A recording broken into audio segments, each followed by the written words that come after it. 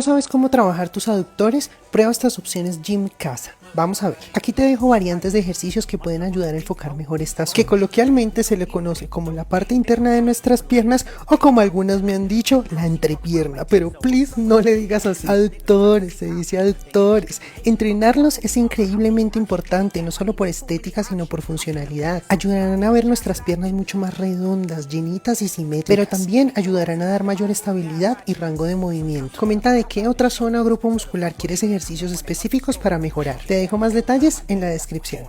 All right, that's Paola Suarez, and I love it. I love adductors. Adductors are my best lower body muscle group. I've always had big adductors, and I love them. And if you don't have big quads, you better have big adductors because it makes your upper thighs look a lot bigger. I even like them on women. I think they look badass. So she just showed a bunch of different exercises that will work your adductors. They're all great, but I want to drop some adductor knowledge right now because I've just finished researching the hell out of them and reading every study on the adductors. All right, the first thing you should know is that the adductors make up 1/3 of your upper leg size. So yeah, you got quads, hammies, and adductors. They're really important. The second thing I want you to know is that the adductor magnus makes up 68% of your adductors. So you got the adductor magnus, longus, and brevis, and the adductor magnus makes up over 2/3 of the adductor size. And then the third thing I want you to know is that the adductor magnus is a hip extensor more so than a hip adductor. In fact, a recent study was just published, and the authors said that we should be calling the adductor magnus the extensor magnus because it's more of a hip extensor than a hip adductor.